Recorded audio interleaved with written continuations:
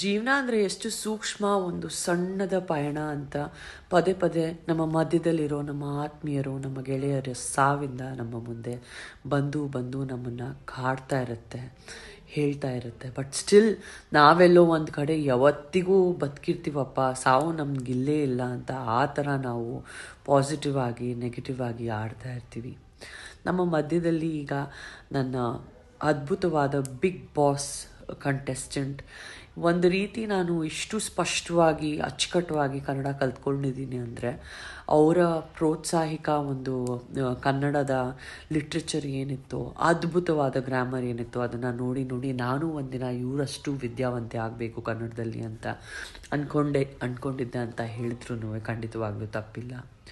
ಅಪರ್ಣಾ ಅವರೇ, ನಿಮ್ಮ ಜಾಗ ಯಾವತ್ತಿಗೂ ಒಂದು ಆ್ಯಂಕರ್ ಜಾಗ ಯಾರೂ ತುಂಬಲಿಕ್ಕಾಗಲ್ಲ. ಎಲ್ಲರ ಹೃದಯದಲ್ಲಿ ಯಾವಾಗಲೂ ನೀವಿರ್ತೀರ.